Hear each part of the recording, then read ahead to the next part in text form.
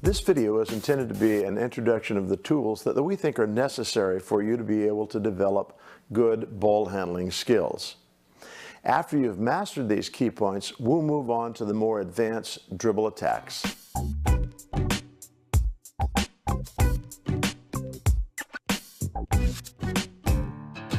Let's start with a stance. And the stance is the foundation of your ball handling, and we'll build off it as we go ahead to the advanced dribble attacks.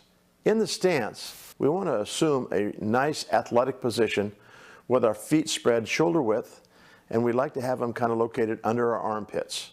Having your feet set like this will allow you to be very stable and be able to move in any direction very quickly. To get into the stance, we want to drop our butt down just as if we're sitting in a chair. We don't want to be bending forward at the waist as if we were getting a drink of water from a fountain. This will allow us to keep our back straight and our head up. You might ask why we want to keep the head up. Well, it's very important as a player with the basketball to be able to see the entire court and all the players on it, yours and the opponent's. If we have our eyes down and watching the basketball, we may miss some opportunities that present themselves, like hitting an open teammate or getting to the basket.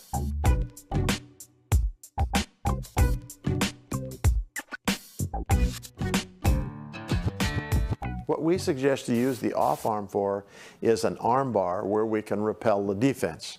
An analogy here would be like you are holding a battle shield in front of your body, protecting yourself and the ball from the defender. Your arm should be extended from the body and bent at the elbow.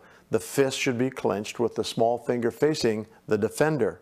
One of the important items in this arm bar is to have a clenched fist.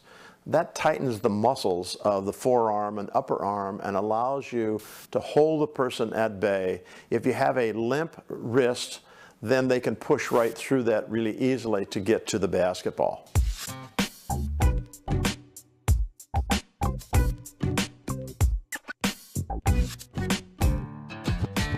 So now that you have the stance down, let's add in your dribble hand.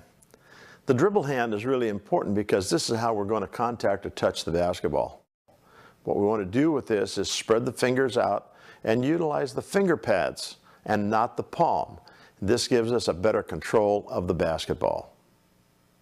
The next part of dribbling is what we call the dribble motion. It's going to be important to understand that you must drive the ball into the floor. We'll get back to that in just a couple of minutes. In this dribble motion, there are two things that are really important for us to remember.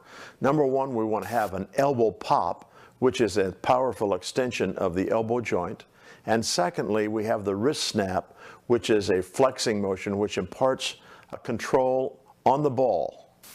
Make sure that we pound the ball into the floor. We want the ball to come back to our hand very quickly. This is important because it allows us to change directions quickly, and it limits the possibilities of the defense getting in and getting a hand on the basketball. Now that we've driven the ball hard into the floor, we have to be ready for it to come back to our hand. As the ball returns to your hand, you want to have the finger pads and the wrist cushion the ball momentarily, and then immediately prepare to drive it back down to the floor. You want to keep the ball on the finger pads and not the palm.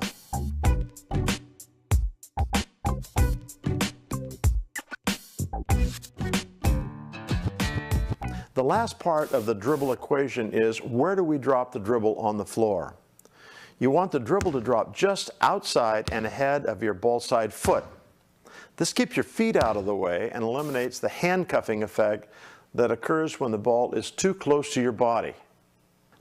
This also allows us to change sides with the dribble and not have to worry about our legs being in the way.